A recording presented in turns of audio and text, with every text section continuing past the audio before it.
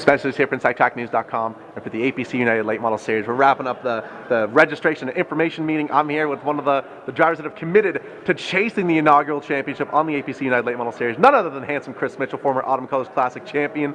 Chris, it was more work than play last year. 2014 took you away from home, and you had to put in some hard hours at the business. But 2015 sounds like it's going to be a different story. Tell me a little bit about your season. That's true. We have committed full-time for the APC Tour for 2015. All 8 races, we will be there in full force. I'm leaving for work now, which gives me the opportunity to lighten my schedule this summer. So I'll get it out of the way now, and then give me the opportunity to chase the races around Ontario, and I'll worry about it in October. I mean, it's going to take you to some tracks that you know very well. Places like Peterborough, you're awfully comfortable at. Delaware, you made your debut at last year in a Pro Late Model and ran very well. It's also going to take you to Sunset and Sauble, 2 tracks that I know you've fought with a little bit in the past. Do you feel as though with the way the rules are now and with the car that you have now, it could be a different story in 2015? That's the exciting part about a touring series. So we go to Sunset, we're going to have guys like Baker, we're going to have Parker runs great there now. Holdaway is going to be there. You know, you got your big show. Hopefully we see Wick guy like Woody come out, run the Pro Late, Morrow, all those guys are going to join the regular crew of guys that don't run there full time, and those guys will be the ones to watch out for. Same deal at Sauble. Parker's going to be the guy to watch, right? Freiberger's going to be able to get around up there. Their home track. When we come to Peterborough, I'd like to think that I'll be able to run towards the front of that field, right? So Sunset in the past, in my limited, we got there a couple of times. We had mechanical issues more than anything, so we started to get a handle on our handling problems. Ended up having a fuel delivery problem. That was the problem that day. But Saddle Beach, the last time I was there, I was in a I think 24 or 25 car field. I had the only 602 crate motor in the entire field, and you know we could hold our own, but we couldn't pass anybody. So you know we learned a little bit then, and hope to continue to learn to think that we're going to go into those places and wax the field. I mean, I don't think that's realistic, and we don't plan on doing that. But I'd like to think we can probably, with the quality of the equipment that we'll be having this year, I think there's no reason whatsoever we can't be a top 10 contender every race. Now, it was announced today that the Autumn Colors Classic, there will be some provisional awards or provisional spots awarded on a pair of APC Tour dates, the Peterborough date as well as the Delaware Speedway Great Canadian Race. That's how we're going to set the pole for the 115 lap A-Main at the Classic. How does that change the game for both the Classic as well as the incentives offered to run the APC Tour? Yes and no. For a guy that's got a good piece, that knows the track, that has the ability to run there, starting on the pole is paramount. I mean, you get up front, there's just one less thing to worry about, right? But you could also be a sitting duck. Now, last year was a great example of that. Kimball ran great there all season long. He knows the track inside and out. He's run there a large portion of his career as well. So you get a guy like that runs up front, it's a huge advantage. The year I won, we started 9th, I believe was my starting position. I mean, just if you've got a decent car and you're patient more than anything in that race, I think you can be there at the end, and it may not be a huge boon to have. I mean, don't get me wrong, if I'm the winner of that race, then I'll certainly take the Provisional, but I don't think it's going to be the winner or loser is going to be determined by starting on the pole, that's for sure. I know that this tour is something that people have long asked for, fans and drivers and car owners alike, but is this something that the Pro Late Model division needed for survival? Did this tour need to happen to keep this division of class around?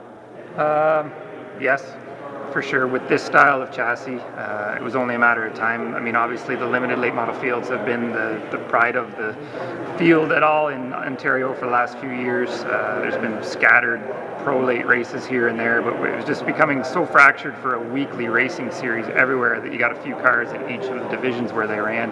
So now we've had the opportunity for guys that want to promote it, and Luke's doing a great job. I mean, I wrote my article in Inside Track this month about that. At first I wasn't sure it was the right way to go, but the more I talk to him, the more I see his dedication and the amount of effort that these guys are putting into this tour. It's going to be an awesome show. Prize money's great. The contingencies at the end are great. The overall purse fund for the point system at the end is great. A big, formal, proper banquet. Everything about it, he's doing it right. And the great part is that he's a racer, right? He's a fan. He owns a car. He knows what it's all about, and he's been able to take that, leverage it, and use it towards his benefit. It's going to be a great deal all around. I mean, now this is the $1 million question. Let's say that you're in that top group race for that championship at the final event of the season. You were here in the meeting today. You looked around and saw all the talent that was here. If you had to pick 2 drivers, you're going to have to. This is a $1 million question, and I would never ask you if we weren't friends. Yeah. Who are the 2 guys you're going to have to beat for this championship? You can only pick 2. Who's it going to be? Well, Because there's 2 races at Delaware and 2 at Sunset, I'm going to say that some of the guys that are your strongest runners there are probably going to be, because of the way the bonuses are structured for qualifying, for laps led, for stuff like that, guys that run stronger at those 2 races are probably going to be there. So I honestly think there's potentially 3 guys. One of them is Pritico, one of them is Dwayne Baker, and one of them is Jason Parker.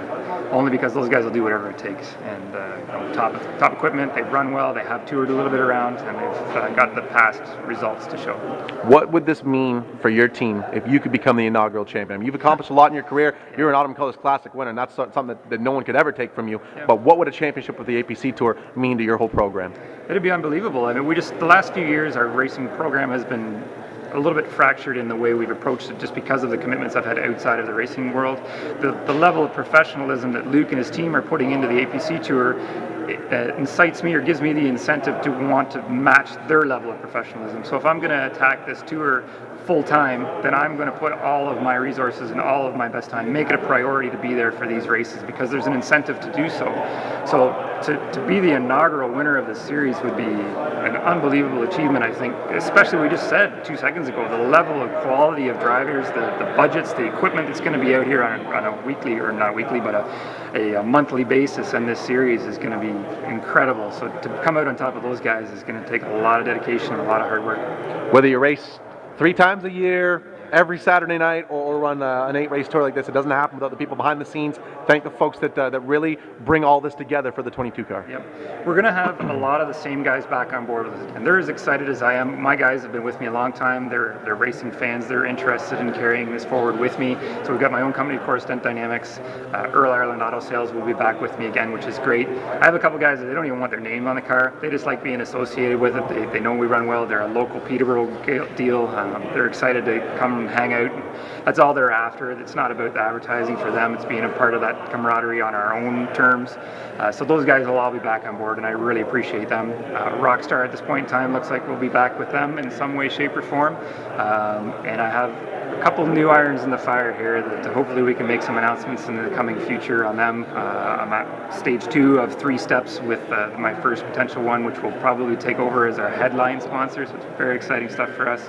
I'll keep you posted on that, but hopefully we can get those guys on board too. Now, we actually awarded the first win associated with the APC Tour moments ago when Quiet Storm Jamie Cox won the coin toss to hold on to the 22, the number 22. So where does that put the other 22, being handsome Chris Mitchell? What number are you going to be running in 2015? I just appreciate they even gave me the chance, saying as how the guy running the show is the guy that owns his car. So they easily could have said, "Too bad, Mitchell, you're on your own." So I lost the coin toss. So be it.